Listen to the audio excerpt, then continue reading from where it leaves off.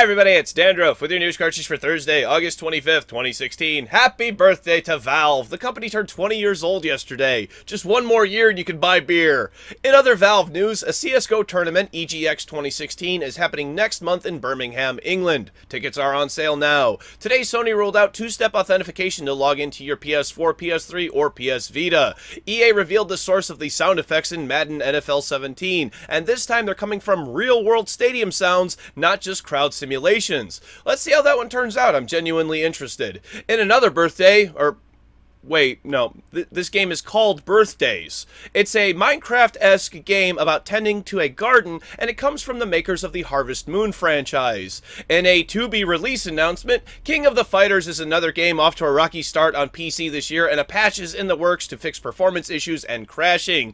Ubisoft announced today a delay on the next two expansions for The Division, The Survival and The Last Stand. They said it was to make sure both pieces of DLC were enjoyable and wanted to add more to the core gameplay. Another game facing a delay is Read-Only Memories for the PS Vita. This one is indefinite, so there's no telling if it's going to happen at all. Dear Esther is getting a Landmark Edition, which will bring graphical improvements to the PC version, and it's coming in a few months. Fallout Shelter has been updated and now includes mascots from Fallout 4's Nuka-Cola DLC. The team behind City Skylines is seeking the help of a modder for their next DLC and will include a bunch of new buildings. Reply Zero Starting Life has been announced today by 5PB, but what platform it will be on was not mentioned.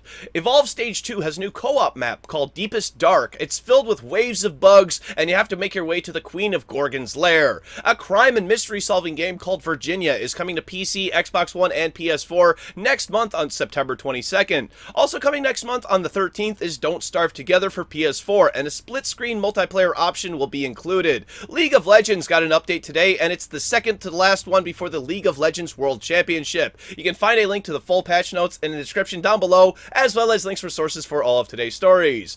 Verdun is a World War I first-person shooter, and it's coming to PS4 on August 30th. The Xbox One version has been delayed. This is a picture of Ernest, Battleborn's 29th hero. He's a kid in some type of futuristic mech suit, and he is now playable. Finally, for teasers, Laser Disco Defenders is coming to PC and PS4 on September 29th.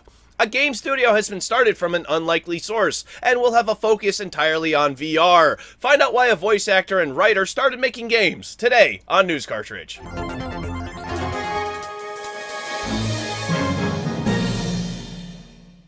The subject of our top story today is Steamspy, the website that tracks a huge amount of data from the Steam storefront. This includes things like price, number of copies of a game owned, Metacritic scores. It's really a ton of data. Until now, the site allowed for developers to request to have their game's information omitted from their database. Other games which have had this request honored in the past will no longer continue to have this service provided to them. This includes Squad, the makers of Kerbal Space Program, and I was not able to get any information about the sales of Kerbal Space Program for this very reason back when it came to the public's attention about their employees' salaries. The founder of Steamspy has justified his decision by saying his service is not for tracking sales, but instead it's merely a poll. What Steamspy does is systematically go through Steam accounts looking for public information, which is things like who owns what game. Finally, the creator says he is not worried about the legal ramifications of putting this data back on his site because he feels as though they would just simply not have a case. This next story takes a bit of explaining before it begins. Zoe Quinn is taking another try at video game development.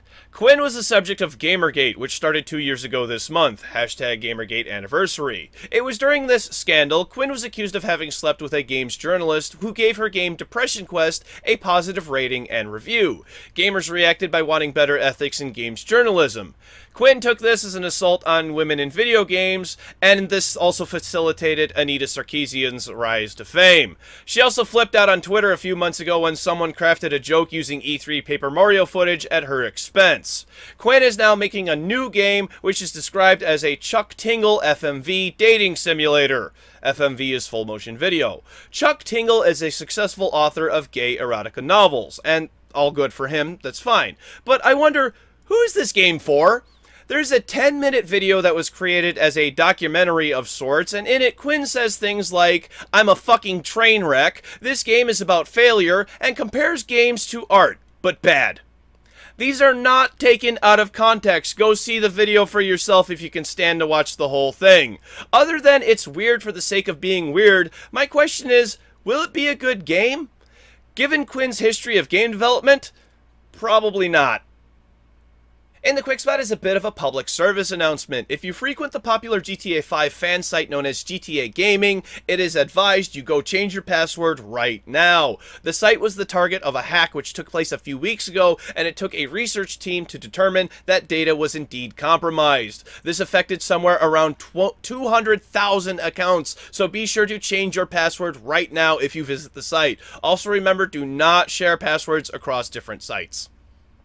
Finally today, I'm not sure how many of you are fans of the Adult Swim show called Rick and Morty, but me personally, I think it's one of the best cartoons I've seen. Ever. One of the creators and voice actors of the show, Justin Roiland, who plays both Rick and Morty among other background characters, has formed his own game studio with a focus on VR games. He's named the studio Squanchtendo. For those who are asking, what the hell, it's a combination of Nintendo and Squanchy, a cat-like character from Rick and Morty. Now the reason why I'm covering this is not only because I like them so much, but because this is the first game studio that I know of that's been founded with the intent of making mainly VR games. I'm sure with VR as their main goal throughout the entire life of the studio, much better advancements in VR gaming will be made. I think it's a better idea to start VR games from the ground up rather than take a traditional displaying game and convert it to VR. And now we have an entire studio dedicated to just that. I think it's great. Bring on the VR games and let me know what you think in the comment section down below.